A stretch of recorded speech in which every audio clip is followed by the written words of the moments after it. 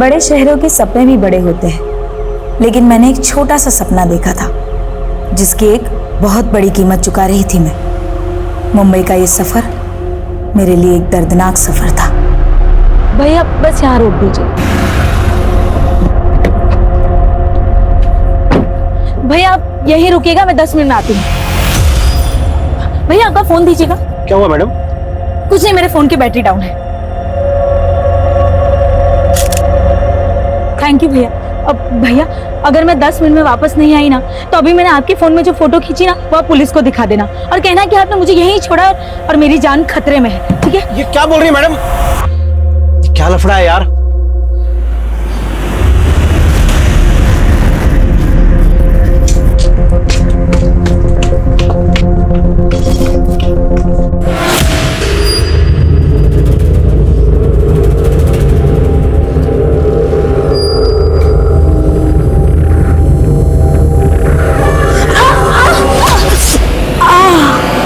नमस्कार, मैं Divyanka Tripathi Dahiya crime petrol सतर्क विमेन अगेंस्ट क्राइम की श्रृंखला में आपका स्वागत करती हूँ। युवा पीढ़ी हमारे समाज के निर्माण के लिए बहुत जरूरी है। इस उम्र में जोश होता है, ऊर्जा होती है, लेकिन वहीं रास्ता भटकने की संभावना भी होती है। काबिल बनने के लिए खुद की इच्छा तो जरूरी है, लेकिन माँ बाप का समर्थन भी जरूरी है। हमारे समाज में कहीं ना कहीं लड़कियों को वो समर्थन, वो साथ माँ बाप का नहीं मिल पाता जो लड़कों को मिलता है। ये कहानी एक ऐसी लड़की की संघर्षों की है जो जिंदगी में बहुत कुछ करना चाहती थी, लेकिन पता है ऐसा कुछ हुआ जिसने उसकी जिंदगी को रेप, फरेब और हत्या से रंग कर रख दिया। उम्मीदों से भरी हुई ये लड़की जिंदगी के अंधेरे रास्तों में कहीं खोकर रह गई।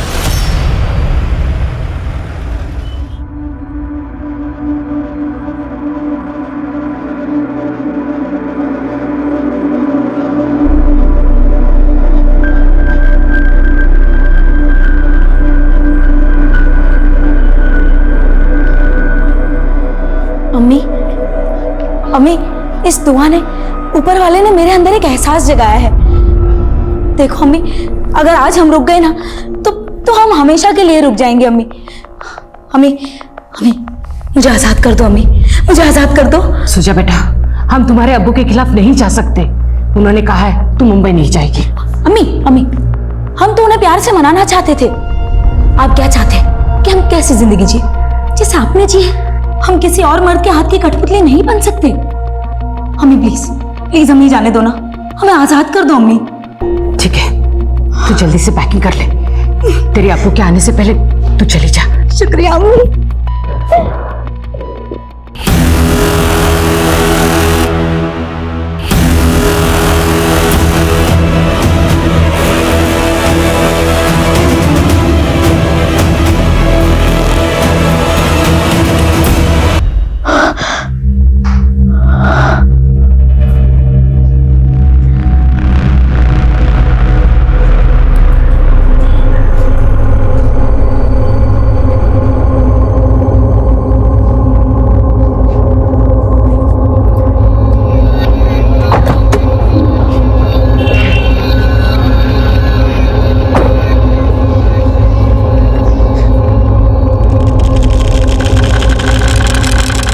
लाओ साहब, मैं पहुंचा देता हूं। अरे नहीं, तो अपना काम कर। चलो रोशन।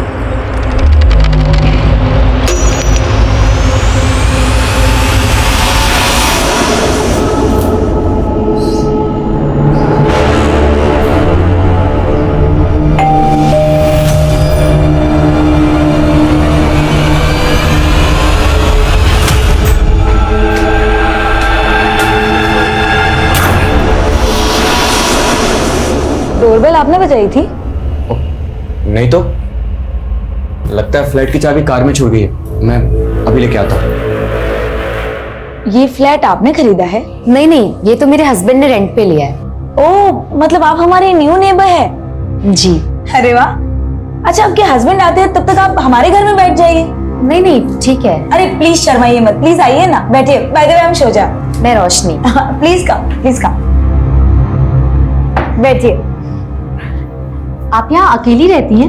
नहीं, मैं तो 2 जंगली बिल्लियों के साथ रहती हूँ। मेरी 2 रूममेट्स, दोनों कल शूट पे थी ना, इसलिए सो रही है, वरना यहाँ इतनी शांति नहीं होती। आपकी रूममेट्स एक्ट्रेस है? नहीं नहीं, दोनों नहीं, ये कालिंदी है, वो एक्ट्रेस है, और पूर्वा असिस्टेंट डायरेक्टर है। दोनों बहुत टैलेंटेड है। और आप क्या करती हैं? मैंने MBA किया है, खुद का बिजनेस स्टार्ट करना चाहती हूँ, लेकिन फिलहाल अभी तो कोई जॉब भी नहीं है। एनीवे, आप अपने बारे में बताइए। फिलहाल तो शादी की है, पर पता नहीं आगे क्या कर पाऊंगी। खैर छोड़िए। अच्छा, मैं आपका वॉशरूम यूज कर सकती हूँ क्या? Yes yes, please come this side. Thank you.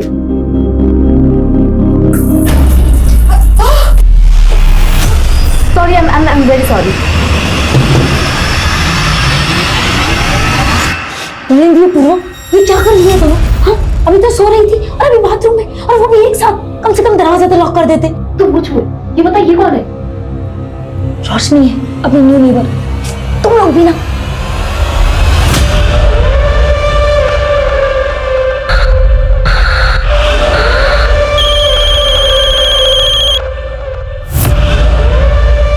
अम्मी, ये मामूली बात नहीं है, नाइंसाफी है अब्बू की।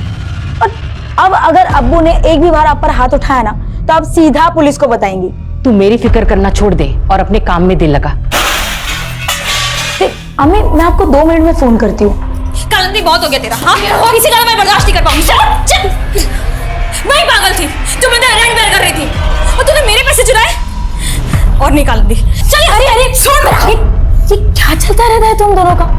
कभी एक दूसरे से इतना प्यार करती रहती हो, कभी ऐसे चिक चिक। अरे बहुत झेलिया प्यार से इस नशेड़ी को। सुन कालिंदी, ये तेरा लास्ट मंथ है, इसके बाद अगर रेंट में शेयर नहीं किया ना, तो चुपचाप गाँव निकल लेना। वैसे भी तेरे यहाँ पे कुछ होने वाला नहीं है, आई थी बड़ी एक्ट्रेस बनने के लिए। देख कालिंदी, पूर्वा सही कह रही है, किसी दिन तेरा ये नशा तुझे ले डूबेगा। तुम मेरी माँ मत बन, समझी ना? रही बात उस पूर्वा की, इसको तो मैं देख लूंगी। सही ने मुझे चोर बोला।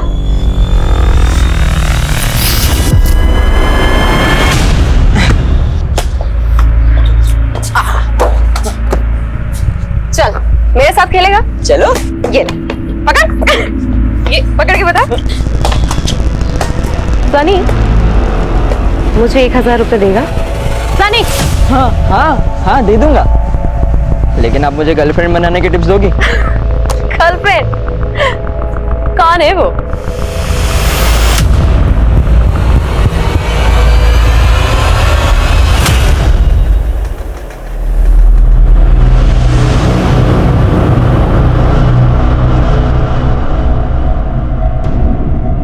ये लो आदित्य भाई, आपकी सिगरेट और बाकी पैसे रख। थैंक यू भाई। हाँ हाँ, ये लो ना भाई। तो अपने हरकतों से बात नहीं आएगा? हाँ? चल घर जा। और तू? सब वो आदित्य भाई ने बोला तो मैं मना नहीं कर पाया। आइंदा से गलती की ना तो नौकरी से बाहर निकाल दूंगा। चल जा यहाँ से।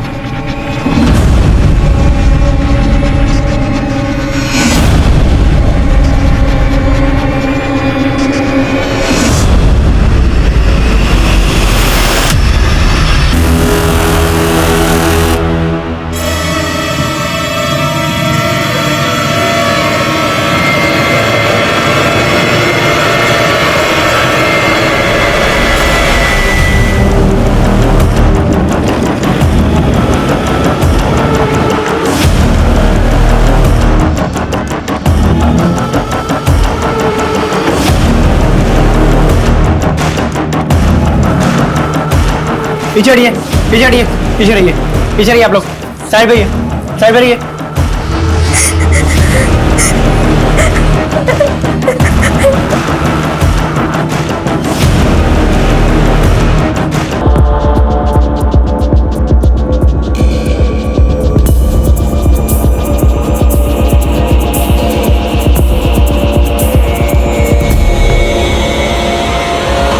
सर, सोचा इस रूम में अकेली सोती थी, मैं और कालिंदी दूसरे रूम में सोते थे।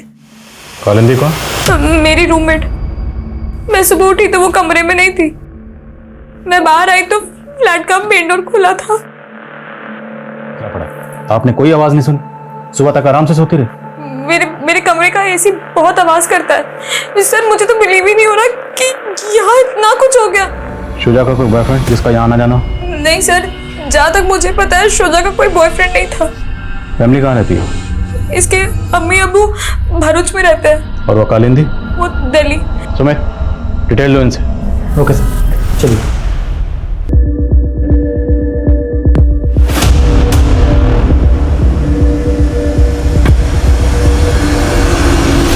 अब ये रोना होना बंद कर रोशनी, और उस लड़की की बजाय ना अपना टेंशन ले, वरना हम सब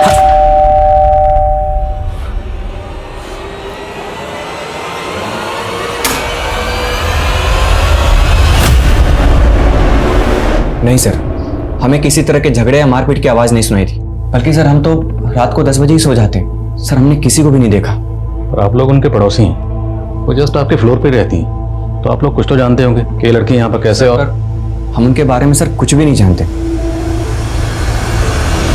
मैम बिल्डिंग में तो नाम के लिए सीसीटीवी लगा रखे हैं, फुटेज तो रिकॉर्ड ही नहीं हो रहा। मैम सीसीटीवी की मेंटेनेंस पेंडिंग है। लास्ट टाइम जब इंजीनियर आया था उसने कहा था हार्ड ड्राइव करप्ट हो चुकी है, बदलनी पड़ेगी, मगर काम नहीं हो पाया मैम। आप बिल्डिंग के सेक्रेटरी है ना, तो इसका जिम्मेदार कौन है? और तुम कल यही थे ना ड्यूटी पे? कालिंदी नाम की लड़की उसके फ्लैट से गायब है, तुमने उसे बाहर जाते हुए तो देखा ही होगा। नहीं मैडम, याद नहीं है। और वैसे भी मैडम, इस बिल्डिंग में मैं अकेला ही गार्ड हूँ, दिन रात मेरी ही ड्यूटी रहती है, तो क्या पता मैं राउंड पे गया हूँगा तो चली गई होंगी वो।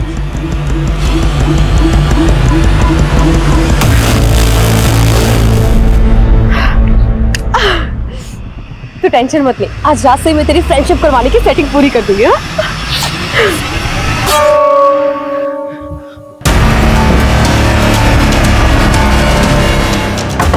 खोलो दरवाजा,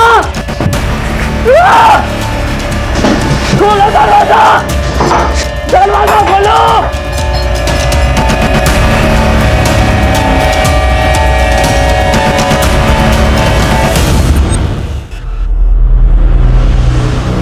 शुजा ने अपने सपनों को पूरा करने के लिए अपने पिता से बगावत की, लेकिन ऐसा क्या सपना था शुजा का जो उसकी मौत के साथ अधूरा रह गया? शुजा का भरूच से लेके मुंबई तक का सफर क्या उसकी मौत के लिए जिम्मेदार था, या इसके पीछे कुछ और वजह थी? और शुजा की रूममेट कालिंदी कहाँ गायब थी? खैर, पुलिस को पूर्वा और कालिंदी पे शक था, लेकिन इस केस के और भी ऐसे कई सारे पहलू थे जो पुलिस के सामने अभी तक आए नहीं थे। सर, शुजा की postmortem report. Sir, postmortem report में कंफर्म हुआ है कि शुजा का रेप हुआ था, लेकिन सर शुजा के मर्डर के बाद उसकी डेड बॉडी के साथ रेप किया गया था। और सर ये बात तो कभी विकृत मानसिकता का, जिसने डेड बॉडी के साथ रेप किया है। इनको ढूंढो इस जानवर को। जी सर।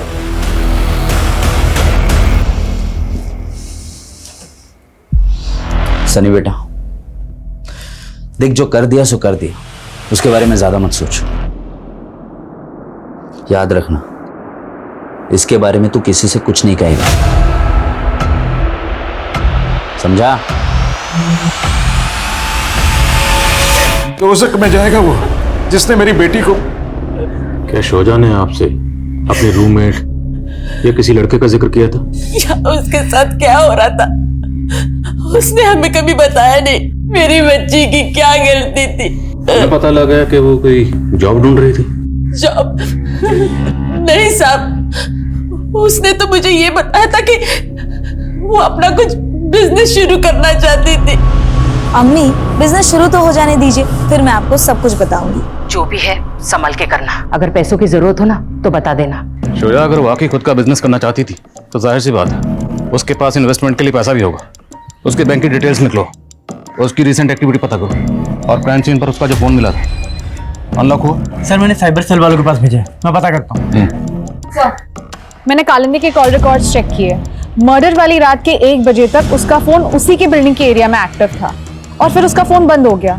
लेकिन सर हमें कालिंदी के कॉल रिकॉर्ड्स में एक सोहेल नाम के लड़के का नंबर मिला है, और सर इस सोहेल का फोन भी उस रात उसी एरिया में एक्टिव था, इनफैक्ट सुबह 7 बजे तक। तो इसका मतलब उस रात उनके फ्लैट में ये सोहेल भी मौजूद था, और पूर्वा ने तो हमें कुछ बताया नहीं। जी सर। और सर हमें कालिंदी और पूर्वा के रूम से जो सिगरेट के बड्स मिले थे उसमें ड्रग्स के ट्रेसेस मिले हैं। मुझे तो लगता है ये लड़की और सोहेल सब ड्रग्स लेते हैं। बुलाओ इस पूर्वा को। जी सर। सर मैं ड्रग्स नहीं लेती, ड्रग्स की लत तो कालिंदी को थी। मुझे लगता है कि कालिंदी ने नशे की हालत में सोचा को। शोजा का सिर्फ कत्ल नहीं हुआ, हाँ या नहीं? हाँ सर, हाँ। तो पहले क्यों नहीं बताया? वो मैं डर गई थी सर। सर उसे कालिंदी ने बुलाया था। मैम कालिंदी मेरी गर्लफ्रेंड जरूर है, लेकिन मुझे नहीं पता वो कहाँ है। लेकिन उस रात तो तू वहीं था ना? नहीं मैम, मैंने ऐसा कुछ नहीं किया। मैम मैं वहां गया जरूर था, लेकिन मैंने शोजा को वहां देखा तक नहीं। मैम कब गया था तू वहां? 12, सवा 12 के आसपास। शोजा के रूम का दरवाजा बंद था मैम, और हम दूसरे रूम में पार्टी कर रहे थे।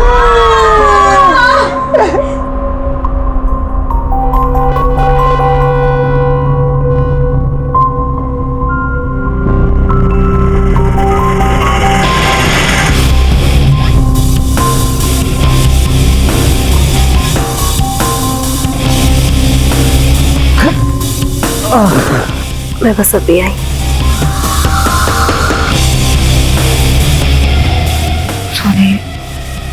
पूर्वा,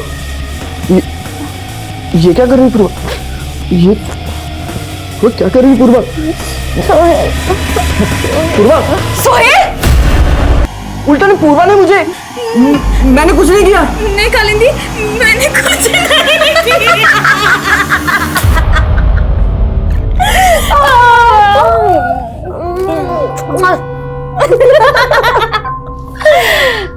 Don't worry, मैं और पूर्वा तो एक ही हैं। और उसी रात मुझे पता चला कि उनका आपस में भी रिलेशन है, और उन दोनों ने मेरे साथ। अगर उस रात वो दोनों तेरे साथ थी तो कालिंदी कहाँ गायब हो गई? और शोजा का मर्डर किसने? शोजा के मर्डर के बारे में कुछ नहीं पता मैम, लेकिन हाँ मैम, उस दिन कालिंदी और पूर्वा की लड़ाई हुई थी मैम। तू मुझे चोर समझती है ना? देख, मैंने तुझसे अपना बॉयफ्रेंड शेयर किया। बॉयफ्रेंड शेयर किया तो रेंट नहीं शेयर करेगी? सुन कालिंदी, अब मैं तेरा रेंट नहीं बेयर करने वाली, समझी? निकल निकल। मतलब तू मुझे घर से निकालेगी? हाँ साली एहसान फरामोश। साली किसको बोला रे? तुझे तो मैं देख लूंगी, समझी? मैं बेकार में उन दोनों के बीच में फंस गया था। नशे से मेरा सर फट रहा था और मैं वहीं सो गया था मैम। कालिंदी कहाँ गई थी तब? सर मुझे सचमुच नहीं पता वो कहाँ गई थी। नशे की हालत में फिर मेरी भी आंख लग गई थी, और फिर सुबह शोजा के साथ सोहेल ने कुछ। सर मुझे सचमुच नहीं मालूम क्या हुआ था। सर मैंने आपसे कहा ना, कालिंदी के जाने के बाद लगभग 2 बजे तक मैं भी सो गई थी सर। तू उस रात बहुत नशे में था। नशे में जो तूने पूर्वा और कालिंदी के साथ किया, वही करने तो शोजा के बेडरूम में गया। शोजा के साथ जबरदस्ती करने की कोशिश की। शोजा ने तेरा प्रोटेस्ट किया तो तूने उसका मर्डर कर दिया, और फिर उसकी डेड बॉडी। मैंने कुछ नहीं किया मैम, मेरा यकीन कीजिए, कुछ नहीं किया मैंने। मैम मुझे तो लगता है कि पूर्वा और कालिंदी मिलकर मुझे फंसाना चाहती है। शायद इन्होंने कोई प्लान बनाया था और इसलिए मुझे वहां बुलाया था मैम। वो तो हम पता लगा लेंगे। और इंतजार करने का वक्त नहीं मेरे पास, जल्दी बंदोबस्त करो, वो भी 2 दिन के अंदर। रखता हूं। अब क्या बंदोबस्त कर रहे हो तुम? ये तुम ताने देकर ना मेरे से बात मत किया करो। मैं जो भी कुछ कर रहा हूं ना, हमारे लिए कर रहा हूं। शोजा का फोन अनलॉक हो गया है। मर्डर वाली रात 12 बजे के आसपास शोजा ने 100 नंबर पे भी डायल किया था, लेकिन सर कॉल मिलाते ही तुरंत उसने कॉल काट दिया। तो मतलब वो किसी मुसीबत में थी। उसने 100 नंबर डायल किया 12 बजे के करीब। उस दौरान उस फ्लैट में उसकी दोनों रूममेट के अलावा सोहेल भी मौजूद था। तो क्या शोजा को इन तीनों से कोई खतरा महसूस हो रहा था, या वजह कुछ और है? और सर शोजा के मोबाइल में आदित्य नाम के लड़के के 5 मिस कॉल शो कर रहे हैं, जो मर्डर वाली रात 11:30 से 12 बजे के बीच में किए गए थे। कौन है आदित्य? सर सोसाइटी के सेक्रेटरी वाइकर का बेटा है। शोजा के फ्लैट के ऊपर वाले फ्लोर में रहता है। मिलते हैं आदित्य से। सर ये टैक्सी ड्राइवर है, आपसे शोजा के बारे में कुछ बात करना चाहता है। ये कहिए। सर आज सुबह ही मैंने इन मैडम के मर्डर की खबर अखबार में पढ़ी। कुछ रोज पहले इन्होंने मेरी टैक्सी पकड़ी थी साहब। मैंने इन्हें ठाकुर चौक के पास छोड़ा था। अगर मैं 10 मिनट में वापस नहीं आई ना, तो अभी मैंने आपके फोन में जो फोटो खींची ना, वो आप पुलिस को दिखा देना और कहना कि आपने मुझे यहीं छोड़ा और मेरी जान खतरे में है। मैं बहुत घबरा गया था साहब, कहीं किसी लफड़े में ना फंस जाऊं, लेकिन ये मैडम कुछ देर बाद ही वापस आ गई। भैया भैया जल्दी चलिए। क्या हुआ मैडम? अरे कुछ नहीं, आप सवाल मत कीजिए, जल्दी चलिए प्लीज। उसके बाद मैंने इन्हें एसजी रोड पर छोड़ा था साहब। फिर इन्होंने मेरे फोन से अपनी फोटो डिलीट की और बोला। भैया जो भी हुआ उसे भूल जाइएगा। हाँ कब की बात है? 16 नवंबर। तो ठाकुर चाल में वो कहाँ गई थी जहाँ जाने से उसे लग रहा था कि उसकी जान को खतरा? चौल में कहाँ गई वो तो नहीं पता साहब, मैंने इन्हें रोड पर छोड़ा था। रेणुका इन्हें साथ लेकर जाओ, इन्हें वो जगह दिखाई। चलिए।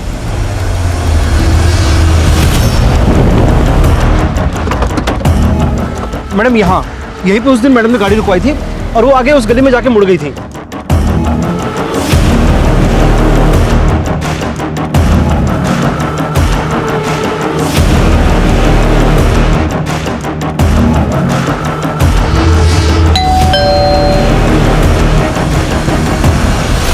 सर आप गलत समझ रहे हैं। शोजा और मैं एक ही सोसाइटी में रहते थे, इसलिए हमारी थोड़ी बहुत बातचीत हो जाती थी। सर हम अच्छे दोस्त बन गए थे, फिर हमने एक दूसरे के फ़ोन नंबर एक्सचेंज किए, इसलिए मैं उसे फ़ोन करता था। सर लेकिन मर्डर वाली रात वो काफ़ी परेशान थी। हाय शोजा। हाय। क्या हुआ, थोड़ी परेशान लग रही हो? नहीं वो तबीयत ठीक नहीं है। सर मैंने बस तबीयत पूछने के लिए फ़ोन किया था उसको। तो तुम कह रहे हो कि तुम और शुजा अच्छे दोस्त थे, इसलिए तुम उसे कॉल करते थे? हाँ सर। तो उसने तो तुम्हारा कॉल कभी रिसीव ही नहीं किया, एक बार भी नहीं की। क्यों? क्योंकि तुम उसे परेशान करते हो, आते जाते तंग करते होगे, बार बार कॉल करते होगे। उस रात भी कई कॉल की, उसने कॉल उठाई नहीं, तुम सीधा पहुंच गए उसके फ्लैट पर और फिर नहीं सर मैंने ऐसा कुछ भी नहीं किया है। तुम और शोजा अगर अच्छे फ्रेंड्स थे तो उसके साथ जो कालिंदी रहती थी उसे भी जानते होगे। कालिंदी का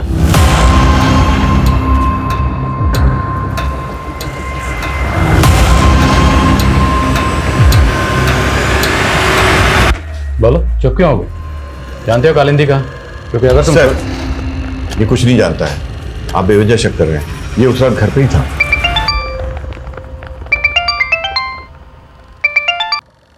हाँ रेणुका। सर मैंने पता किया, शोजा का ठाकुर चौल में शबनम नाम की औरत के यहाँ पे आना जाना था। और सर ये शबनम का भी मर्डर हो गया है। What? शबनम का मर्डर शोजा के मर्डर के तकरीबन 8-10 घंटे पहले हुआ था, शबनम के ही घर में। और सर शबनम के मर्डर के बाद से ही वहाँ की लोकल पुलिस शोजा की तलाश में थी। सर शोजा की एक पड़ोसी ने तो उसका स्केच भी बनवाया था। तुम शबनम के बारे में इंफॉर्मेशन इकट्ठी करो, मैं भी वहीं पहुंचा हूं।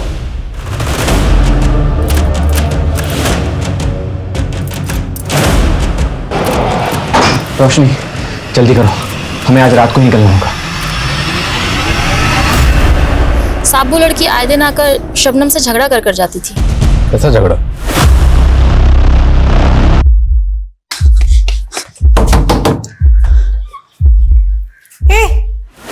तू फिर आ गई? आज तो मैं तेरे बेटे से मिलकर ही जाऊंगी। नहीं क्या? कितनी बार बोला तुझे, मेरी शादी तक नहीं तो बेटा कहाँ से आएगा? चल निकल और आना मत कभी।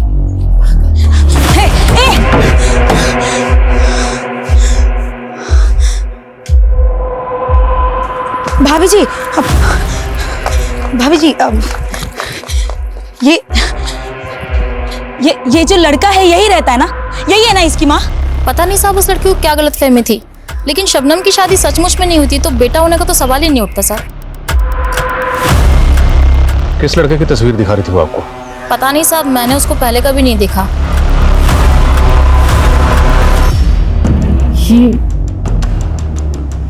नहीं, हम नहीं जानते ये औरत कौन है।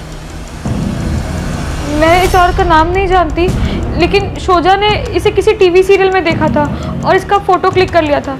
उसके बाद वो मुझसे और कालिंदी से इसके बारे में पूछ रही थी। अपूर्वा, कालिंदी ये जरा देखना, तुम दोनों जानती हो क्या इस औरत के बारे में? ये कोई नोन आर्टिस्ट नहीं है, भीड़ में खड़ी है, शायद कोई जूनियर आर्टिस्ट होगी।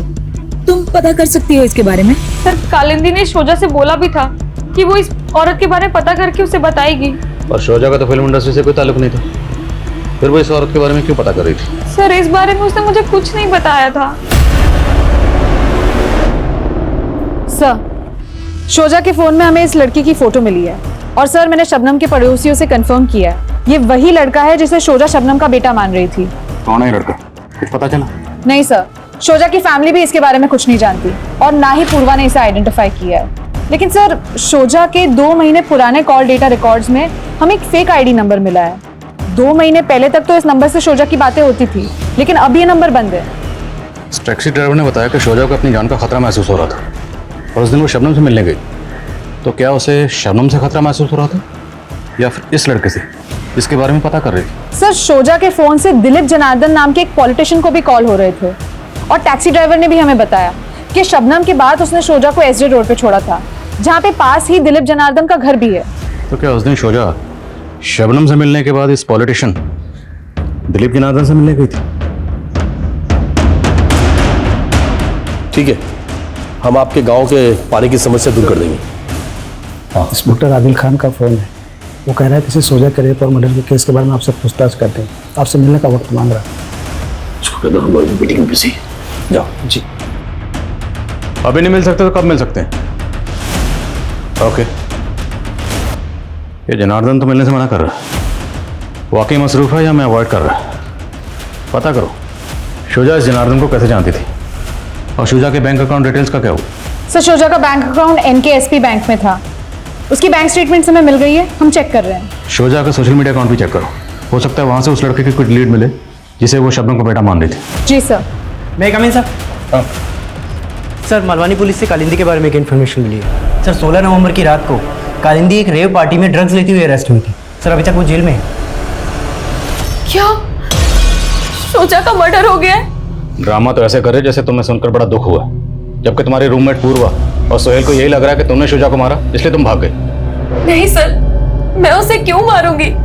मेरी तो उससे कोई दुश्मनी भी नहीं थी। मैं तो उस रात गुस्से में घर से निकल गई थी, और जब मैं निकली तो मैंने देखा शोजा अपने रूम पर ही थी। उसके बाद मैंने अपने एक फ्रेंड को फोन किया, वो एक पार्टी में था, उसने मुझे वहां बुलाया और मैं वहां चली गई, लेकिन सर वहां रेड पड़ गई। उसके बाद उस लड़के को जानती हो?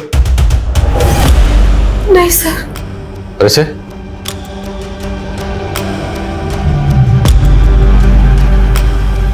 हेलो गुड्डू, जिस औरत के चेहरे पर सर्कल है ना, उसका पता करना है कि कौन है वो। मैं पता करके बताता हूँ। Sir Guddu junior artist supplier है। शोजा के कहने पर मैंने गुड्डू से उस औरत का नाम और नंबर निकलवाया था, और इस बारे में मैंने शोजा को सब बता दिया था। जिस दिन जूनियर आर्टिस्ट शबनम का कत्ल हुआ, शोजा भी उसके घर पर गई थी। वहां से रात को लौटने के बाद जब वो घर पर आई, तुम्हारी उससे कुछ बात हुई थी, या तुमने कुछ ऐसा देखा या नोटिस किया जो तुम्हें अजीब लगा? सर उसके आने के बाद हमारी ज्यादा बात तो नहीं हुई थी, लेकिन एक दिन पहले मैंने शोजा को हमारी नेबर के घर में देखा था। वो कुछ दिन पहले ही आई थी। मुझे थोड़ा अजीब तो लगा सर, लेकिन वो रोशनी शोजा से रोते रोते कुछ बोल रही थी।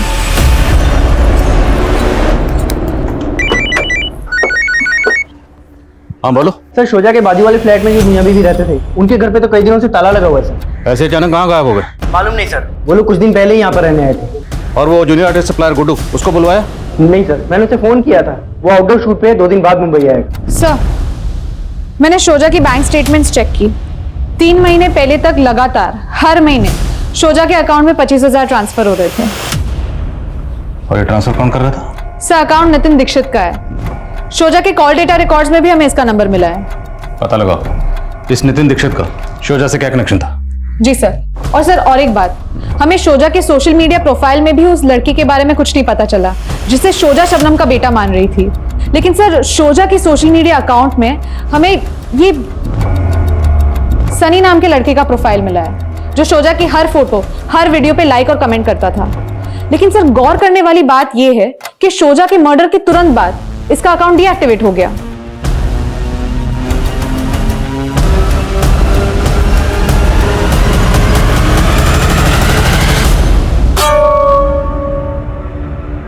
अरे सनी तो यहाँ? हाँ वो आपको हैप्पी फ्रेंडशिप डे विश करने आया था। क्या आप मेरी दोस्त बनेंगी? दोस्त को रेड नहीं येलो फ्लावर देते हैं। लेकिन मुझे तो रेड फ्लावर्स पसंद है, और आप भी।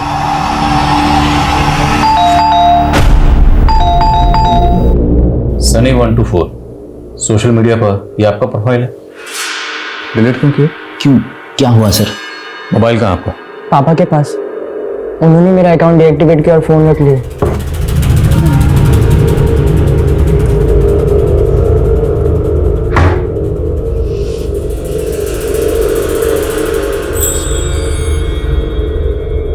ये फोन की सारी मीडिया फाइल डिलीट क्यों की आपने? और क्या करता सर, उस लड़की का मर्डर हो गया था और ये सनी उस लड़की के साथ। सनी उस लड़की के साथ? नहीं सर, ऐसा कुछ नहीं जैसा आप सोच रहे। ऐसा कुछ नहीं था तो सब कुछ डिलीट क्यों किया आपने? और आपका बेटा सनी शुजा को सोशल मीडिया पर फॉलो कर रहा था, उसकी पोस्ट पर लाइक करता था, कमेंट करता था। वो वही करता था कि उसकी आईडी यूज करके ये सब आप कर रहे हैं? क्योंकि इस आईडी के साथ जो मोबाइल नंबर लिंक्ड है वो तो आपके नाम पर रजिस्टर्ड है। हाँ सर, लेकिन मेरा नंबर सनी यूज कर रहा था। बहुत बड़ी गलती कर दी मैंने उसे फोन देके। सर सारा दिन सनी उन लड़कियों में घुसा रहता था। सर मैं कह रहा हूँ उन लड़कियों ने बिगाड़ा मेरे बेटे को। तो उसी का बदला लिया शुजा से? नहीं सर, ऐसा कुछ नहीं है। इस फोन का डाटा रिट्रीव करो, तहकीकात के बाद फोन आपको वापस मिल जाएगा। और एक बात, हमसे बिना पूछे शहर से बाहर मत जाना।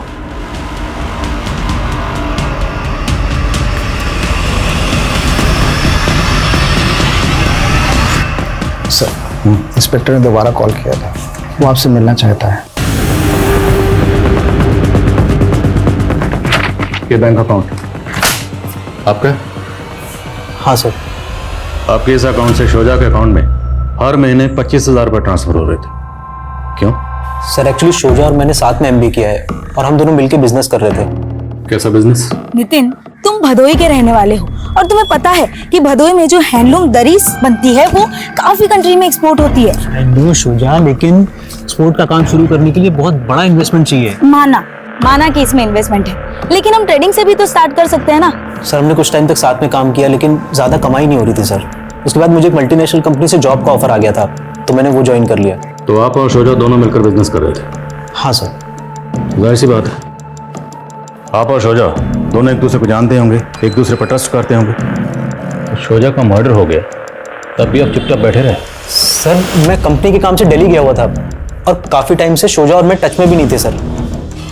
लेकिन सर मुझे बहुत दुख हुआ, शुजा के साथ इतना सब कुछ हो गया। तो शुजा के साथ ये सब किसने किया होगा?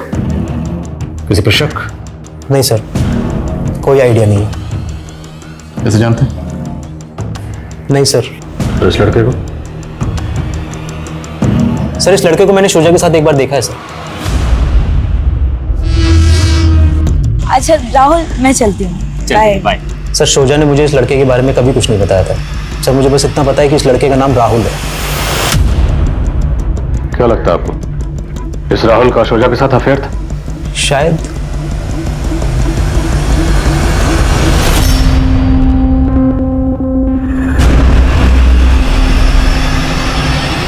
क्या देख रहे थे जो छुपा दिया? कुछ नहीं। अरे कुछ नहीं, इधर दो। छोड़िए छोड़िए। ऐसा नहीं है कि सिर्फ तुम्हें प्यार करती थी सुजा से, मैं भी उसके बगैर बड़ी कमी महसूस करता हूँ। हमेशा उसको कोसते रहते थे, आज उसकी कमी महसूस हो रही है आपको? सब नौटंकी है आपकी ये। कहीं ऐसा तो नहीं उसकी ये फोटो किसी को सुपारी देने के लिए तो नहीं भेजी थी आपने? I am reaching, thank you. Sir Roshni और जयंत दोनों की इन्फॉर्मेशन निकाली है मैंने। सर रोशनी और जयंत दोनों पति पत्नी नहीं है। रोशनी एक एस्कॉर्ट है और जयंत उसका पिम्प। क्या शुजा को इन दोनों की सच्चाई का पता चल गया था और इन दोनों ने शुजा को? पॉलिटिशियन जनार्दन ने मिलने का वक्त दिया, चलो किसी भी तरह से पता लगाओ ये दोनों इस वक्त कहाँ गायब। Okay sir. मैं शुजा को पर्सनली नहीं जानता हूँ। हाँ, वो मेरे पीए को फोन करके अपॉइंटमेंट के लिए बार बार बोल रही थी, किसी सोशल वर्क के लिए मिलना चाहती थी। लेकिन जब मैं उसे मिला तो वो अजीब बातें कर रही थी। सोशल वर्क तो आपका भांजा करता है, चूना लगाया उसने मुझे। कहीं आप भी तो उसके फ्रॉड में शामिल नहीं है? क्या बकवास कर रही तुम? बकवास? अब आप ये भी कहेंगे ना कि राहुल जनार्दन आपका भांजा है ही नहीं? कौन राहुल जनार्दन? ये राहुल जनार्दन। मेरा कोई भांजा नहीं है, लेकिन वो मानने को तैयार नहीं थी। इस लड़के की तस्वीर दिखाई थी? हाँ, ये लड़का था, लेकिन मैं इसे नहीं जानता हूँ। हो सकता है शुजा को कोई गलतफहमी हुई, लेकिन उम्मीद करता हूँ कि आपने उसके साथ कुछ गलत नहीं किया। अब आपका दिमाग तो नहीं खराब हो गया? आप जानते हो किससे बात कर रहे हो? सर मैं अपनी ड्यूटी कर रहा हूँ और जिस हकीकत की मैं पड़ताल कर रहा हूँ, मैं उम्मीद करता हूँ कि इसमें मुझे आपके खिलाफ कुछ ना मिले।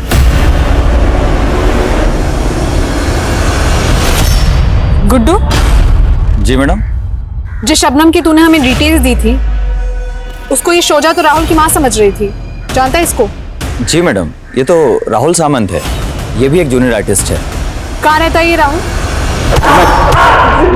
सर मेरा यकीन कीजिए सर, मैंने किसी को नहीं मारा, मैंने तो बस चीट किया था शुजा को। क्या चीट किया था? जूनियर आर्टिस्ट मेरा पार्ट टाइम जॉब है, वैसे मैं प्रॉपर्टी कंसल्टेंट का काम करता हूँ। एक रजिस्ट्री करवाने के लिए मैं रजिस्ट्रार के ऑफिस गया था। वहाँ मैंने शोजा को देखा। वो यूनिवर्सिटी का कैंटीन का टेंडर डालने के लिए इंक्वायरी कर रही थी। मेरी उससे वहीं बातचीत हुई। मैंने उसे झांसा दिया कि मैं एक लीगल कंसल्टेंट हूँ और उसे सारा प्रोसीजर समझा दूंगा, लेकिन टेंडर डालते ही पास नहीं होता। आई नो, पर मुझे ये चांस लेना है।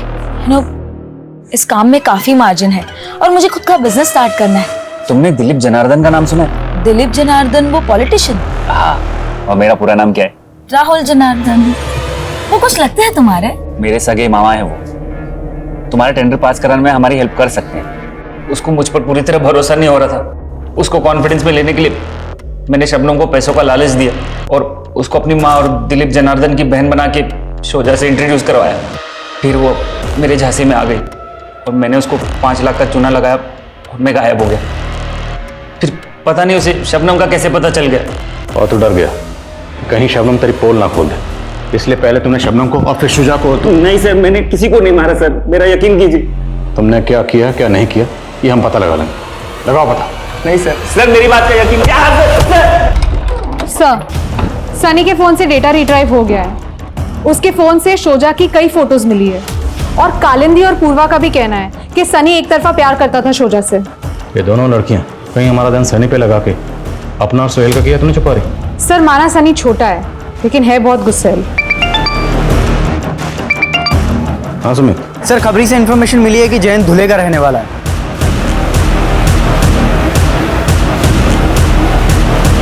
सर, मैं सब कुछ आपको सच बताता हूँ। सर, मैं वहां से इसलिए भागा था कि ताकि आपको मेरे धंधे के बारे में पता ना लग जाए। लेकिन सर, मैंने किसी का मर्डर नहीं किया है। शोजा का तुम्हारे घर पे भी आना जाना था और मर्डर वाले दिन भी तुम शोजा से मिली थी। हाँ मैम, शोजा बहुत ही नेक दिल लड़की थी।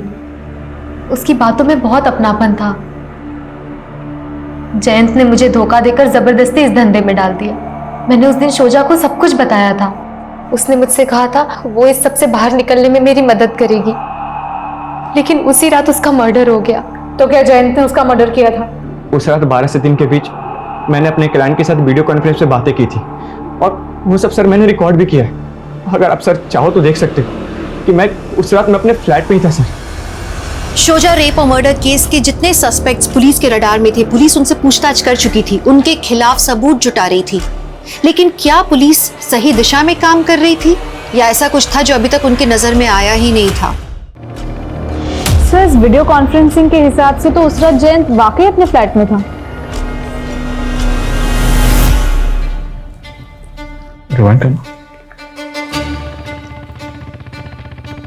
एक बार और करो। ये पीछे किसी मोटरसाइकिल की आवाज है। आई थिंक ये क्रूजर की आवाज है। करेक्ट। वो ये क्रूजर बिल्डिंग में दाखिल हुई 2 बजे और इसी दौरान शोजा का मर्डर हुआ।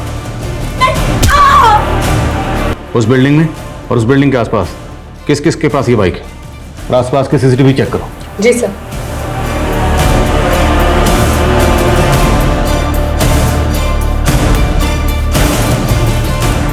सर, ये देखिए, शोजा जिस बिल्डिंग में रहती थी उसके बाजू वाले बिल्डिंग के सीसीटीवी में रात के 2 बजे एक क्रूजर आके रुकती है, लेकिन अब ये क्रूजर वहां पे नहीं है।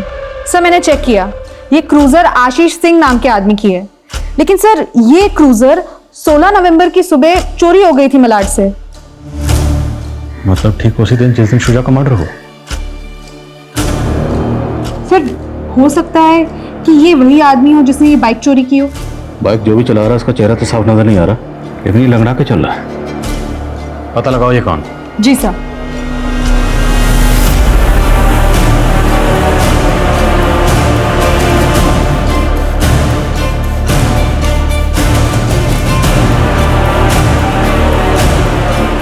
मैंने ऐसे अंकल को देखा है जो ऐसे ही आगे चल रहे थे। इसके चलने वाले आदमी को मैंने कई बार शोजादी के पीछे जाते देखा था। तुम इस आदमी का स्केच बनवा सकते हो?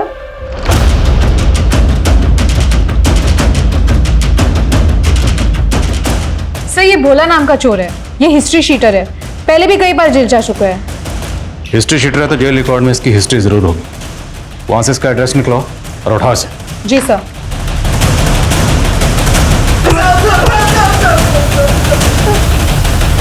साहब बहुत सुंदर थी वो।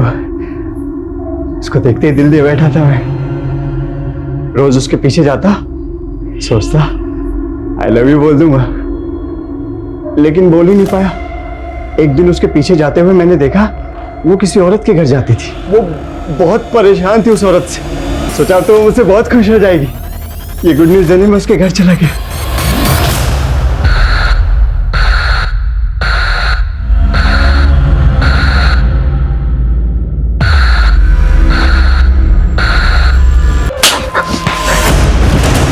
इस वहशी हैवान को इंसान बनाओ जरा।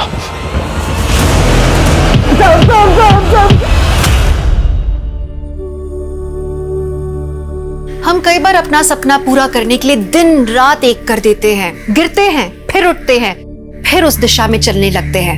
एक तरह से हम एकाग्र हो जाते हैं। लेकिन जानते हैं, कई बार एकाग्र होने के बाद हम अपने आसपास की गतिविधियों को नहीं देख पाते और फिर आप जानते हैं, सावधानी हटी, दुर्घटना घटी। राहुल और शबनम के फरेब का शिकार होने के बाद भी शोजा ने पुलिस में कंप्लेंट नहीं की।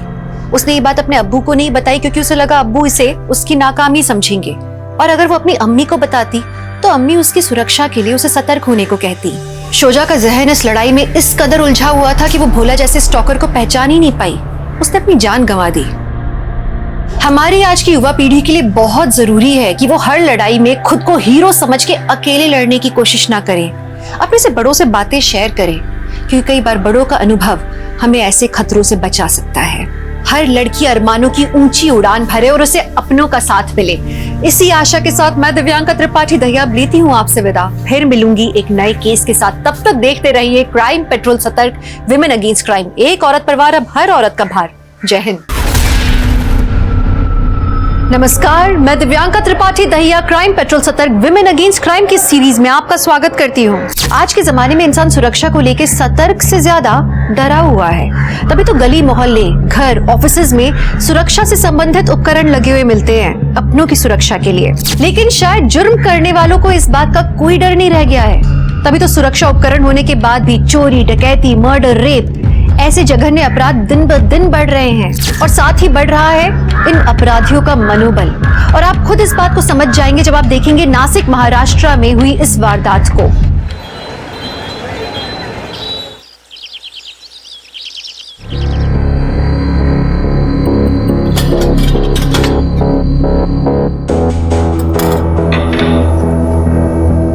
$78 grams.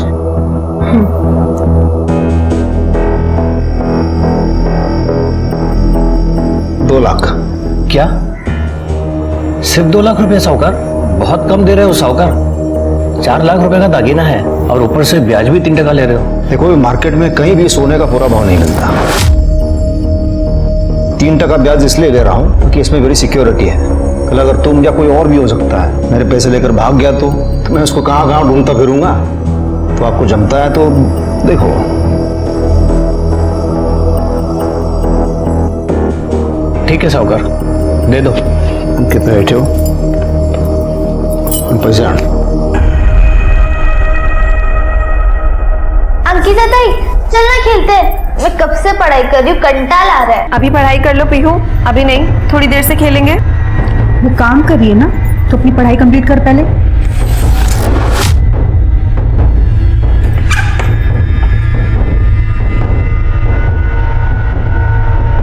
देखो भाई, मैं पेशे से साहूकार हूँ तो मेरी जुबान पे ही व्यापार टिका है। तुम सूद समेत मेरे पैसे लौटा देना और अपने सारे गहने ले जाना। तो चिंता मत करो, आपके गहने सुरक्षित हैं यहाँ। चलिए आइए बाहर। वहीनी, 2 लाख। हाँ हाँ ठीक है। और तुम अच्छे से पढ़ाई करो।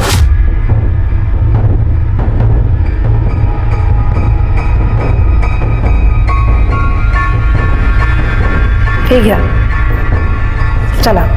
धन्यवाद साहब का।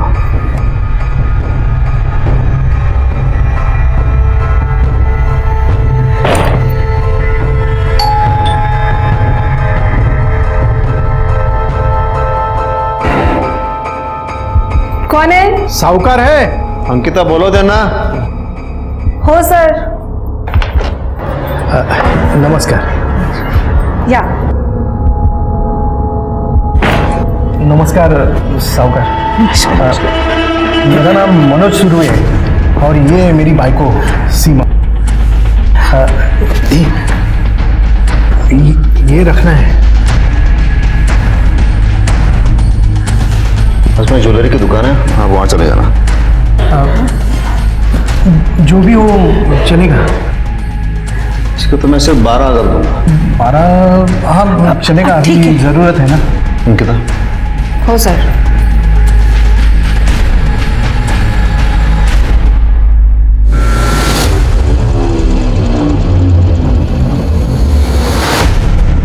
है क्या?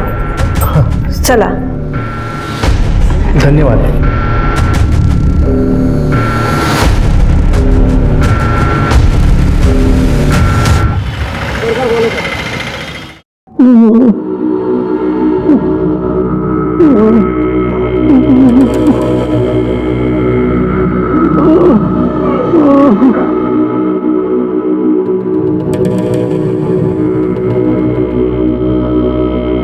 दिन भर बस फोन में घुसा रहता है। ये भी दिखाई नहीं देता कि बाबा को पानी चाहिए। बगल में बैठा लेकिन कुछ नहीं करेगा। छोटी है ना तो छोटी की तरह ही रहे, समझी ना? बड़ा भाई है तेरा, तमीज से बात किया कर। बड़ा भाई? हाँ, सिर्फ नाम का बड़ा भाई है तू। करता क्या है तू? हाँ महेश, ये क्या बदतमीजी है? हाँ, ये जो मर्दांगी घर पे दिखा रहा है ना, बाहर जाके 2 पैसे कमा के दिखा। घर खर्च कसा चालतो हे माहिती तरी आहे का तुला? हाँ? अरे काम कर, काम काहीतरी। ए आई बस है? मैं ये इसकी जैसे 2% की नौकरियां करने के लिए नहीं पैदा हुआ। मैं तो कुछ बड़ा करूंगा, बड़ा। देख लेना, अपना भी टाइम आएगा। तुझी वेळ कधी येईल ते माहिती नाही मला, पण तोपर्यंत सगळं संपलेलं असेल, कळलं? आजपर्यंत संपले काय? बात करती है, जब देखो तब काम काम काम। बुड्ढे को देखो, बदतमीज कहीं का, शर्म नहीं आती उसको?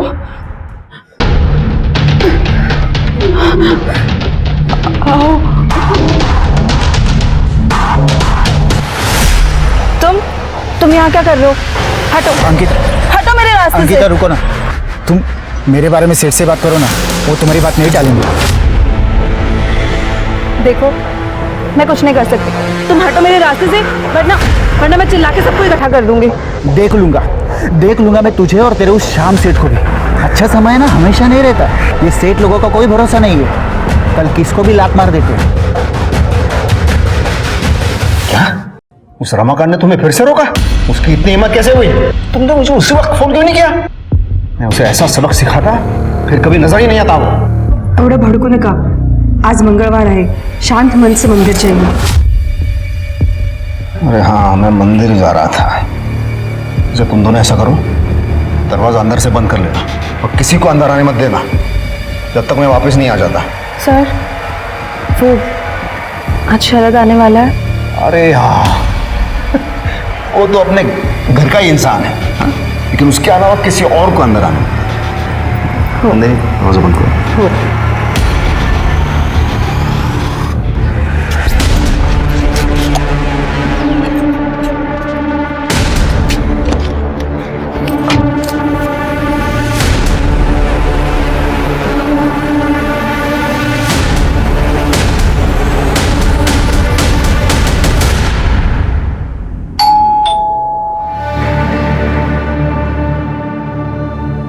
कौन है? Paper bill madam. कल आना। हो मैडम।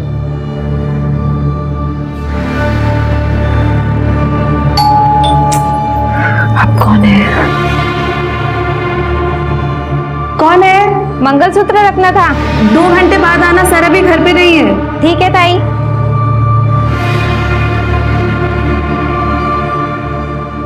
ताई चलो लूडो खेलते हैं। पीहू, मुझे भी थोड़ा काम है, बस ये काम कंप्लीट कर लूं फिर पक्का खेलते हैं। ओके ताई चलो ना ताई, फिर पापा आ जाएंगे तो आप बिजी हो जाओगे। पीहू बेटा, वो काम कर रही है ना, बाद में खेलेगी तुम्हारे साथ, जिद मत करो।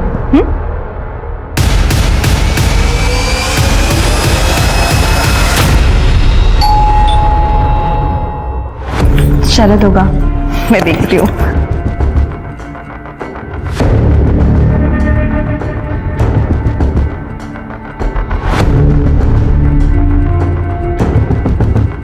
शायद ये तो खोलो दरवाजा।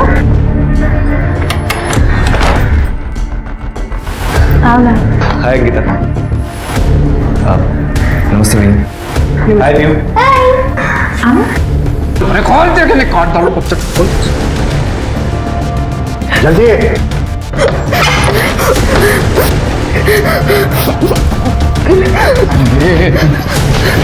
चल बैग में भर टक।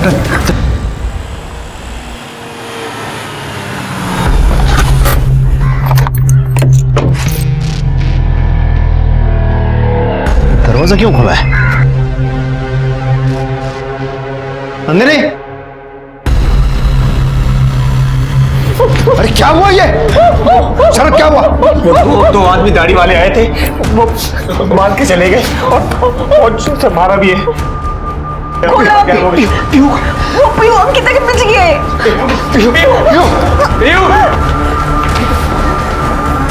अंदर आया तो अंकिता ऐसे खून में लथपथ पड़ी थी, तिजोरी खोली हुई थी।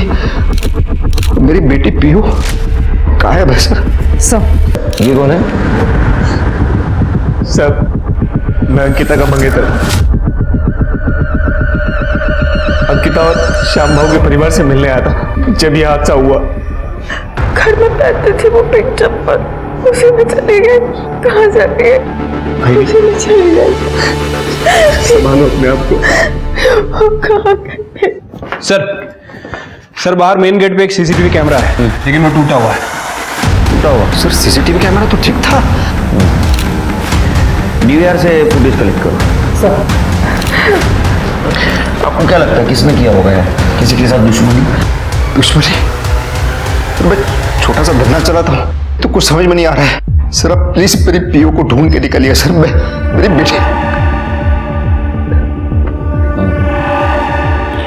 ये जिसने भी आपके साथ किया उसको पहले कभी देखा था? नहीं, उनकी सफेद दाढ़ी थी, काला चश्मा पहना था और सिर पे टोपी थी। शक्ल पहचान में नहीं आ रही थी। पीयू का फोटो देना, कर दे बॉडीला पोस्टमार्टमला पाठव। ये अंकिता के फैमिली को इन्फॉर्म करो सब।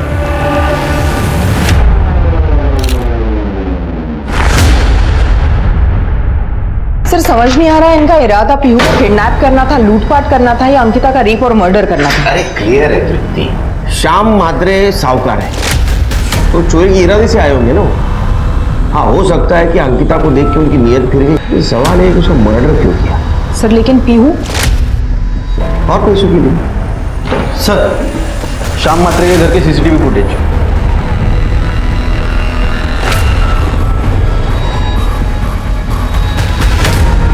शरद आया और दो आदमी उसके पीछे आ गए। इनकी दाढ़ी नकली है तृप्ति, और कैप और गॉगल भी पहना है ताकि कोई पहचान न सके। एक काम करो, इन दोनों के फोटो सारे पुलिस स्टेशन में भेज दो और ये शरद इसको बुला, बात करनी है।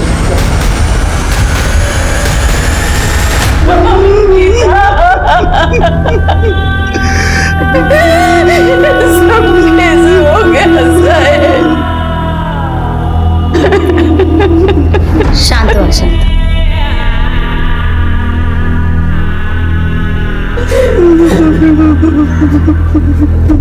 पानी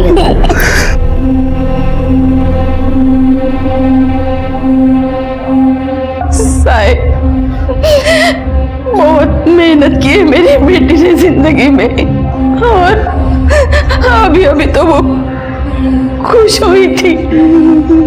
शरद जो उसकी जिंदगी में आ गया था, उसे लगा भगवान ने उसे सब कुछ दे दिया। 2 महीने बाद दोनों शादी भी करने वाले थे और ये सब कुछ हो गया। शरद बहुत ही अच्छा लड़का है साहिब। देखिए अंकिता को हम वापस तो नहीं ला सकते, लेकिन उसे इंसाफ जरूर दिला सकते हैं। ये जो अंकिता का बॉस है श्याम, ये कैसा इंसान है? मतलब अंकिता वहां काम करके खुश थी? हाँ साहेब, श्याम बहुत देव माणूस है। आपके घर में और कोई नहीं दिख रहा है। अंकिता आपकी इकलौती बेटी थी? नहीं, मेरा एक बड़ा बेटा भी है। महेश नाम है उसका।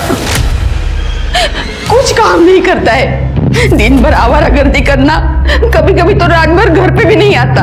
अगर उसने घर की जिम्मेदारी उठा ली होती तो अंकिता को ये नौकरी करने की जरूरत ही नहीं पड़ती, और ये सब कुछ नहीं होता। महेश कुठे आहे? महेश घरी नाहीये. बोलवा त्याला.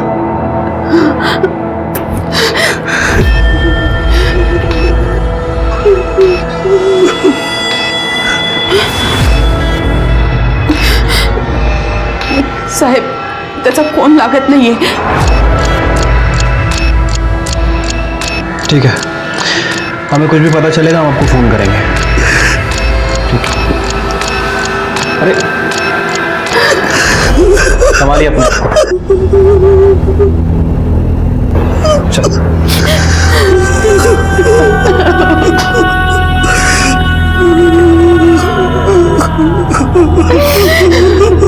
सर, मैं नासिक से 80 किलोमीटर डोले गांव के एक अनाथ आश्रम में पला पड़ा. बाबा और आई नामदेव सुहासनी गावड़े बचपन में ही गुजर गए थे. उसका काम करना शुरू किया और एक बीपीओ में जॉब करने लगा. ऑफिस आते जाते समय मैंने पहली बार अंकिता को देखा और फिर उससे मुझे प्यार हो गया.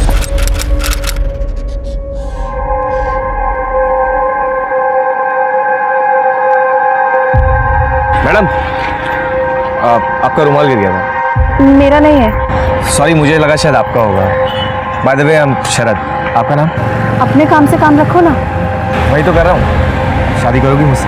क्या? क्या नहीं? हाँ. देखो, अब तुम मेरा पीछा मत करना. मैडम, ये तो बता दो कि घर कब आऊं? आई बाबा, मैं आपको अपना बैकग्राउंड बता देता हूँ. मैं अनाथ हूँ और बचपन में ही माँ बाप गुजर गए थे. बीपीओ में जॉब करता हूँ, 25,000 रुपये सैलरी. अंकिता से बहुत प्यार करता हूँ, उसे जिंदगी भर खुश रखता हूँ.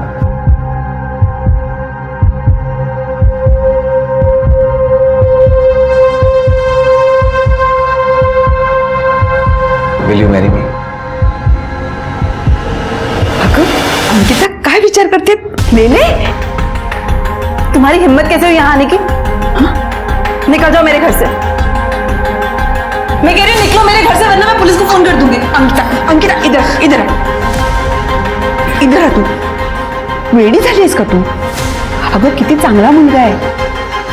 देख अंकिता, तुझे पसंद है तो बोल दे, हम आशीर्वाद देने के लिए तैयार है. आई, ऐसे कैसे मैं हाँ कर दूं उसे? मैं तो उसे जानती भी नहीं. अरे तू जान ले ना, उससे बातें कर. क्या पता शायद वो तुझे पसंद आ जाए. अंकिता, तुम्हें मुझसे जो कुछ भी पूछना है खुल के पूछ सकते हो, बेझिझक. देखो, मैं अपनी आई बाबा के आसपास ही रहना चाहती हूँ, क्योंकि इन लोगों का मेरे अलावा और कोई भी नहीं है, और मैं अपनी सैलरी का आधा हिस्सा ही नहीं दूंगी. अगर तुम्हें ये सब मंजूर है तो बोलो. नहीं अंकिता, मुझे ये सब मंजूर नहीं है.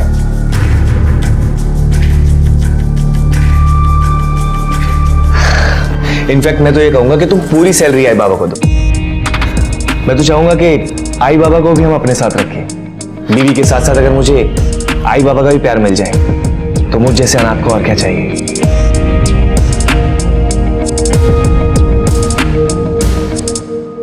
अरे अरे अरे, ऐसे नहीं. गले मिलो, गले मिलो. शरद. ताई, शादी के बाद तुम यहाँ नहीं आओगी? क्यों? मैं कहीं नहीं जाने वाली. ये तेरी ताई पहले है, मेरी असिस्टेंट बाद में. ताई, शरद भैया बहुत अच्छे हैं.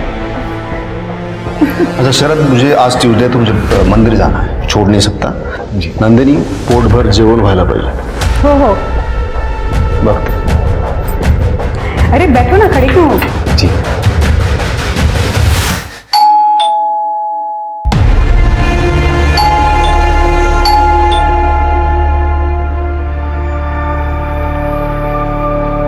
अरुण भाऊ, ये घर पे नहीं है. हाँ पता है, आज मंगलवार है, पाप धोने के लिए मंदिर ही गए होंगे. तुम्ही दार उघडा वहिनी, उघडा. अरे अरुण भाऊ थांबा ना, ऐका ना. थांबा वहिनी. अंकिता, चल दरवाजा खोल. चल दरवाजा खोल. सुना नहीं बहनी ने क्या कहा कि तुम अंदर नहीं जा सकते? ये मेरे भाई का घर है. तू कौन है मुझे रोकने वाला? हाँ? बहनी ने कहा कि आप अंदर नहीं जा सकते तो नहीं जा सकते. चुपचाप यहाँ से बाहर चले जाओ वरना पुलिस को फोन करूंगा। कौन है? शरद, तू ऐसे नहीं मानेगा। Hello, police station.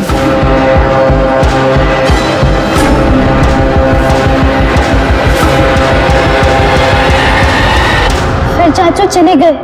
बहुत गुस्से में थे वो, पर शरद भी उनसे बिल्कुल नहीं डरे, एकदम फिल्म के हीरो की तरह। पीयू, मैं कोई हीरो नहीं हूँ। एक तो शरद मेरी फैमिली की रक्षा करने के लिए। ये लो, ये रखो इसे। सर आप मुझे शर्मिंदा कर रहे हैं। लेकिन एक बात याद रखना, आज के बाद तुम सिर्फ अंकिता की जिंदगी का ही नहीं बल्कि इस पूरे परिवार का हिस्सा बन गए हो। इसे अपना ही घर समझना और जब मन करे चले आना, हमें अच्छा ही लगेगा, ठीक है?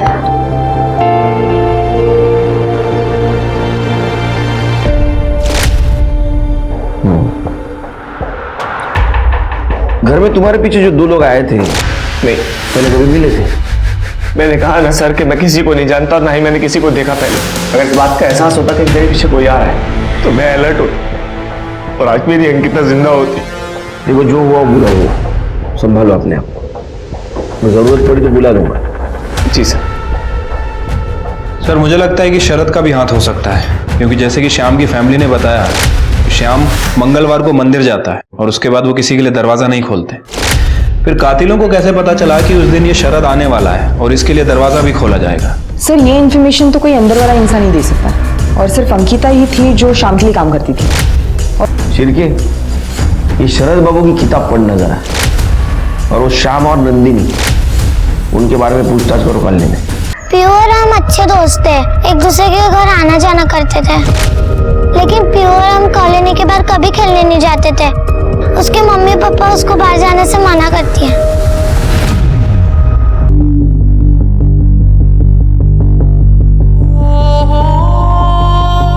मम्मी मुझे भूख नहीं है, मुझे नहीं खाना। खाएगी कैसे नहीं? तेरे पसंद की पूरन पोली बनाई है मैंने। फिर से mummy you are the best, you are the best. तो कहाँ चली गई पीयू?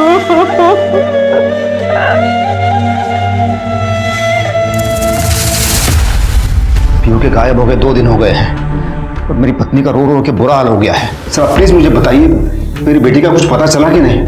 आप फिक्र मत कीजिए, हम पीयू को ढूंढने की पूरी कोशिश कर रहे हैं। सर किसी किडनैपर का भी फोन नहीं आया अभी तक। मेरी पीयू खतरे में होगी, पता नहीं किस हालत में होगी। सर प्लीज आप कोशिश मत कीजिए, उसे ढूंढ के लाइए, और आपको मेरी तरफ से जो कुछ भी मदद चाहिए आप मुझे बताइए, मैं देने के लिए तैयार हूँ। देखिए ये संभालिए अपने हाथ को, हाँ? और अब आपकी पत्नी को भी संभालिए। आप घर जाइए, जैसे कुछ पता चल जाएगा हम इन्फॉर्म कर देंगे। ठीक है सर।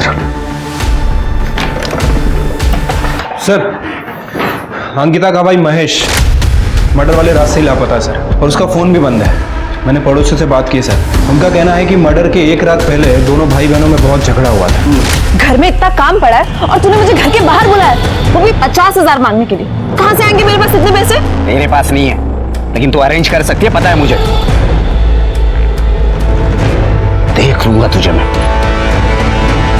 और सर इस महेश का फोन मर्डर वाले दिन श्याम के घर के आसपास भी एक्टिव था थोड़े टाइम के लिए।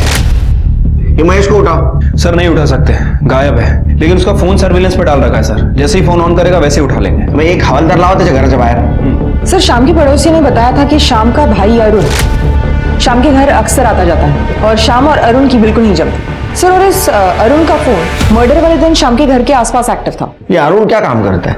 सर वो शाम के जैसे ही साहूकार है, लेकिन मार्केट में उसका नाम खराब है, क्योंकि वो अक्सर लोगों के जेवर मारता है, इसलिए उसका धंधा भी चौपट है। पीयू की कोई लीड? फिलहाल तो नहीं सर, लेकिन आजकल ये जो इंटरनेट पे इलीगल एक्टिविटीज एक्टिव है, जिसे डार्क वेब कहते हैं, बहुत सारे चाइल्ड ट्रैफिकिंग गैंग भी इस पर एक्टिव है। सर मैंने पीयू की इन्फॉर्मेशन अपनी साइबर टीम को दे दी है, हो सकता है कि वहां से पीयू के बारे में कोई इन्फॉर्मेशन मिले। गुड शिरके। सर अंकिता की पीएम रिपोर्ट आ गई है। सर अंकिता की मौत एक्सेसिव ब्लीडिंग की वजह से हुई है, पेट पर मल्टीपल स्टैबिंग की गई है, और मौत सुबह 10 बजे से 12 बजे के बीच में है, और बॉडी पे 2 लोगों का सीमेन है सर, मतलब 2 लोगों ने उसका रेप किया। कोई शौक नहीं मुझे श्याम दादा के घर पे जाने का, वो तो मजबूरी थी, इसीलिए गया था उनके पास। जरा हम भी तो सुने तुम्हारी मजबूरी। धंधे में नुकसान हुआ था मुझे, इसीलिए मैंने अपनी पत्नी के जेवर श्याम दादा के पास गिरवी रखकर उनसे पैसे लिए थे। लेकिन ये मेरी पत्नी मेरे पीछे ही पड़ गई, मुझे जेवर लाके दो, मुझे जेवर लाके दो, वरना मुझे तलाक दे देगी। और इसीलिए तुमने अपने सगे भाई के घर में डाका डाला और वो बच्ची पीयू का किडनैप करवाया। हाँ, और अंकिता का रेप भी ना इन्होंने ही किया होगा। मैं तो सोचती हूँ नंदिनी भाभी के साथ कैसे नहीं सोए अब तक। क्या बकवास कर रही हो तुम? बकवास नहीं कर रही हूँ, सच कह रही हूँ।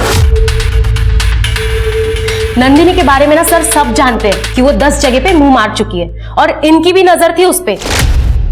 ये भी उस पे ट्राई मारते थे और सर वो भी कुछ कम नहीं थी, वो भी इनको बढ़ावा देती थी।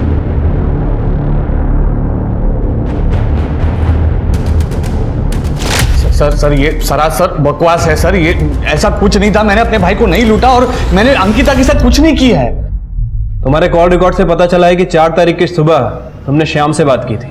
हाँ सर, वो गहनों को लेकर हमारे बीच में थोड़ी बहस हुई थी। मैं भी देखता हूँ तुम गहने वापस कैसे नहीं करते। देख, सूद समेत पूरे पैसे वापस कर दे और गहने ले जा।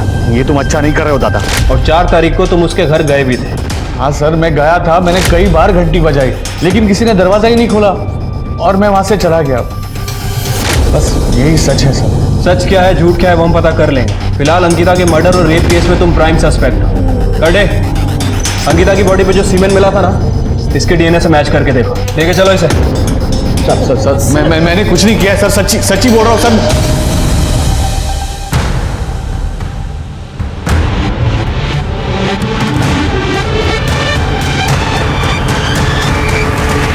सर, मैं श्याम के घर का सीसीटीवी फुटेज दोबारा चेक कर रहा था।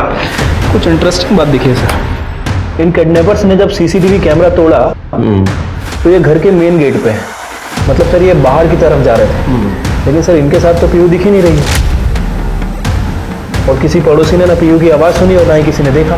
तो पीयू को कैसे लेके गए होंगे? सर हो सकता है घर में कोई बैकडोर हो। सर ये है हमारा बैकडोर। खोलो।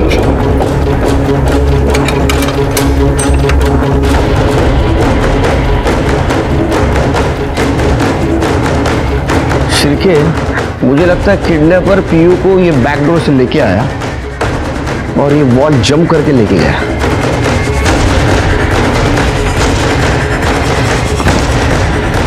हाँ सर, जंप तो कर सकता है। पीछे काफी जगह भी है, गाड़ी भी आ सकती है। एग्जैक्ट क्या हुआ था उस दिन? अरे दरवाजा क्यों खुला है? देखिए, हमें ऐसा शक है किडनैपर पीयू को ये वॉल जंप करके लेके गया, क्योंकि कॉलोनी में ना तो उसको किसी ने देखा ना तो उसकी चीख की आवाज सुनी। लेकिन सर ये कैसे पॉसिबल है? बैकडोर तो हमेशा लॉक ही रहता है।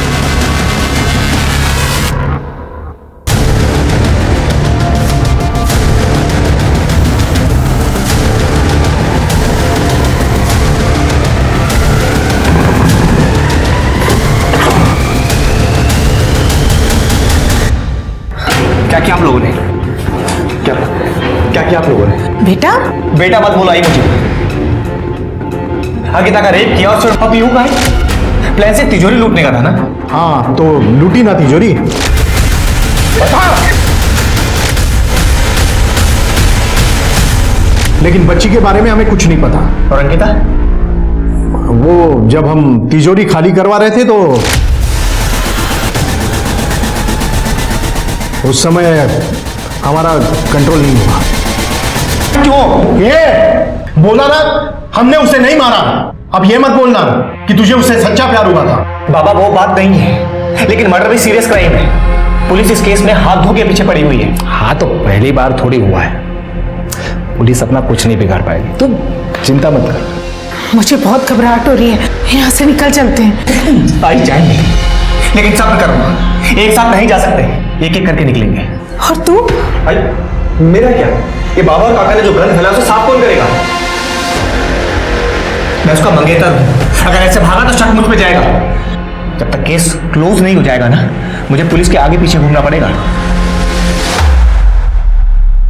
शादी तो दूर, शरद अंकिता से प्यार तक नहीं करता था। अंकिता सिर्फ उसके लिए एक दरवाजा थी, वो दरवाजा जो सीधे श्याम के घर की तिजोरी पर खुलता था। जब शरद ऐसे किसी इंसान की तलाश में था जो श्याम के घर में घुसने की चाबी बन सके, तभी भूषण और दीना जेवर बेचने के बहाने श्याम के घर का मुआयना करने पहुंचे, पर कोई खास सफलता नहीं लगी उनके हाथ। फिर शरद ने अपना दिमाग लगाया। अंकिता के सहारे वो इस घर का हिस्सा बन गया। उसने तफसील से उस पूरे घर की जानकारी ली, श्याम के आने जाने का वक्त पता किया और चोरी से पहले उसने सबका विश्वास जीत लिया। पर सवाल ये उठता है कि अगर शरद के परिवार ने पीहू को किडनैप नहीं किया, पुलिस उन सभी सवालों के जवाब ढूंढ रही थी, तभी उनके हाथ एक और संदिग्ध लगा, अंकिता का भाई महेश। अरे कुठे इतके दिवस? साहब मला जुगार खेळायची सवय लागली होती और मैं अच्छा खासा जीत भी रहा था। मैंने उस पैसे से मोबाइल फोन और सोने की चैन भी ले ली, लेकिन पता नहीं पिछले 2-3 बार से मैं लगातार हार रहा था। 50,000 का कर्जा हो गया। मेरे अंकिता से भी पैसे मांगे थे पर उसने मना कर दिया। तो तूने उसको धमकी दी और मार भी दिया? नहीं साहब, मैंने धमकी नहीं दी, मतलब मैंने नहीं मारा साहब उसको। सच। तू सच बोल रहा है, झूठ सब पता चलेगा। लेकिन जिस दिन उसका मर्डर हुआ ना, तेरा मोबाइल लोकेशन दिखा रहा है श्याम के घर का। हाँ मैं गया था क्योंकि मुझे लगा था कि वो शाम सेठ से पैसे लेकर मेरे को दे सकती है, इसके लिए मैंने उसका पीछा किया था। लेकिन उधर मेरे दोस्त का फोन आ गया कि वो जिनको मेरे पैसे देने वो लोग मेरे घर के बाहर पहुंच गए और माँ बाप को पीटने की धमकी दे रहे। इसके लिए मैं भाग के घर पहुंचा और वहां गया तो वो लोग मेरे को कहीं और लेके गए और बहुत पीटा मेरे को। मेरे से मेरा फोन और चैन लेकर 30,000 ले भी लिए और बाकी के 20,000 जल्दी देने की धमकी देकर आज ही छोड़ा है और आप लोगों ने पकड़ लिया। अभी तो फिर पकड़ा है? हाँ तेरे पता करो सही बोल रहा है झूठ साहब। सर हमने उसका डीएनए उसके बॉयफ्रेंड शरद और अरुण से मैच करके देखा, लेकिन वो किसी से भी मैच नहीं हो रहा है सर। दूसरा कौन हो सकता है? एक और बात सर, डार्क वेब पर छोटे बच्चों को बेचने की बोली लगने वाली है। हमारी साइबर टीम और भी डिटेल्स निकालने की कोशिश कर रही है। सर मैं शरद गावड़े का आधार चेक कर रही हूँ, तो गवर्नमेंट रिकॉर्ड में उसका आधार तो मिला, लेकिन सर ये देखिए, नाम, नंबर और ये एड्रेस सेम है, लेकिन किसी और की फोटो है। किसी और की फोटो? मतलब कुछ गड़बड़ लगती है। सिर्फ एक काम करो, ये एड्रेस पे जाके चेक करो क्या मामला है।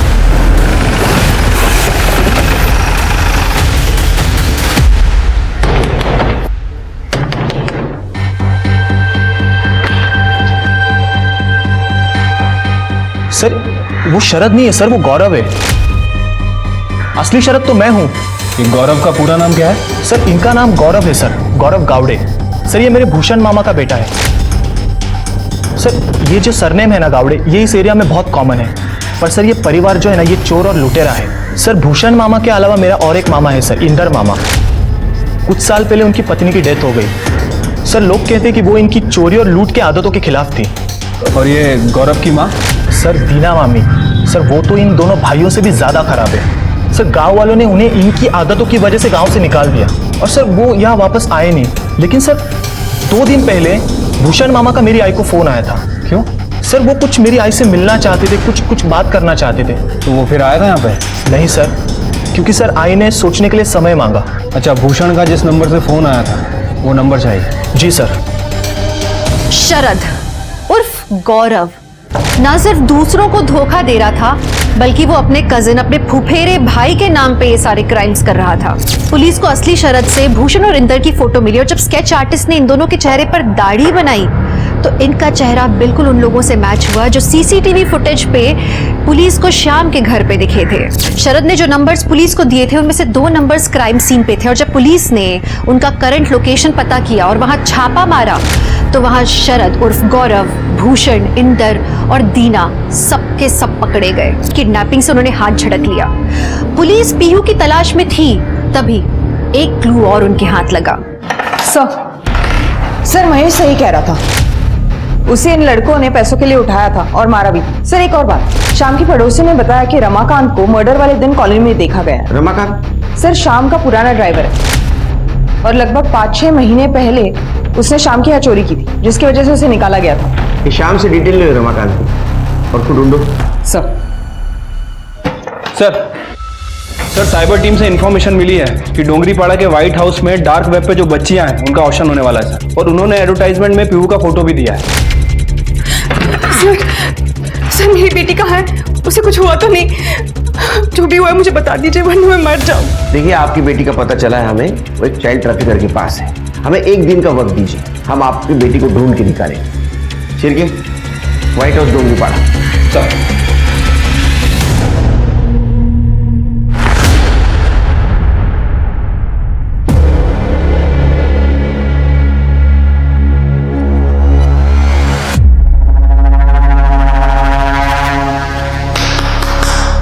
तो अब आज की बोली हम शुरू करते हैं। ये है हमारी पहली लड़की रश्मि। बोली शुरू होती है 2 लाख से। 3.5। क्या बात है? 4 लाख। 4.5 लाख। अरे वाह। 5.5। सेठ आपकी लड़की। आजा राहुल। इसकी बोली शुरू होती है 1.5 लाख से। 2 लाख। 2.5 लाख। 3 लाख। लड़का आपका सेठ।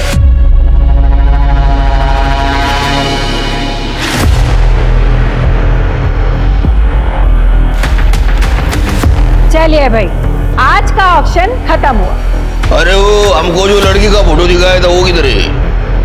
हाँ? अरे सेठ, वो लड़की की बोली लग चुकी है। अरे साहब, वो लड़की तो बिक गई। और ऐसे कैसे बिक गई? वो लड़की चाहिए अपने को।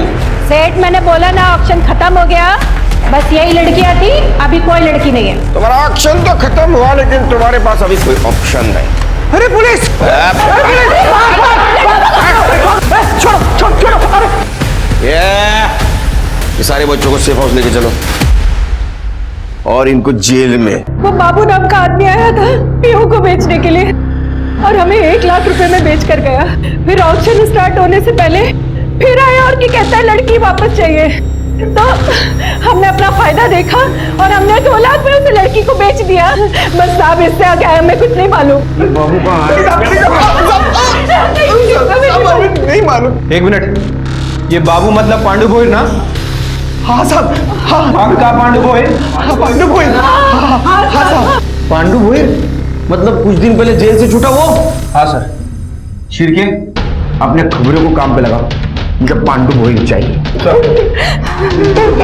सर, श्याम का पुराना ड्राइवर रमाकांत पकड़ा गया है।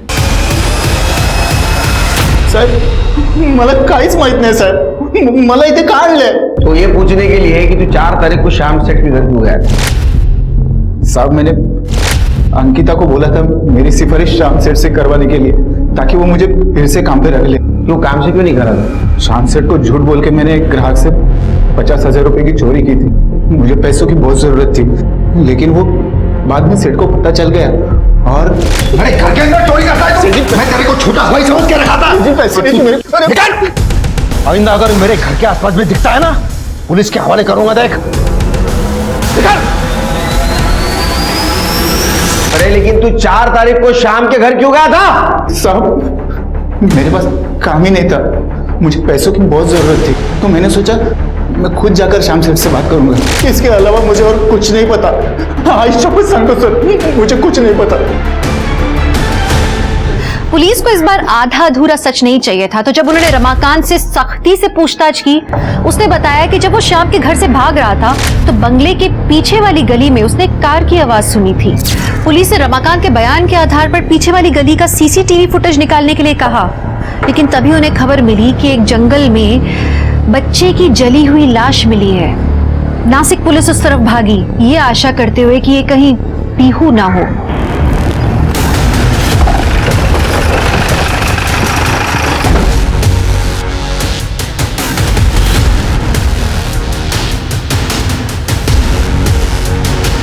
सर, बॉडी पूरी तरह जल गई है और जला हुआ चप्पल भी मिला है।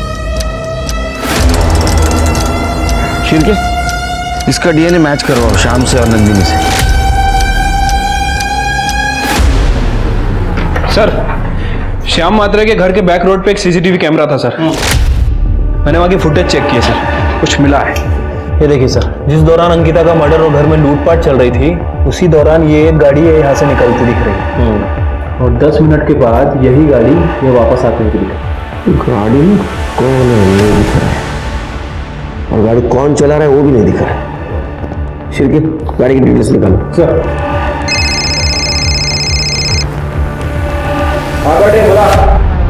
ठीक है सर, बाबू का पता चल गया। उठाओ उसको।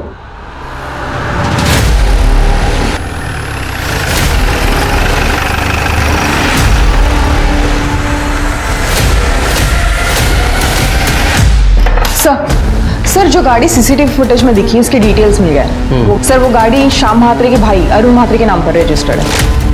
लेके आओ उसको। सर बाबू और पांडुगर को पकड़ लिया है।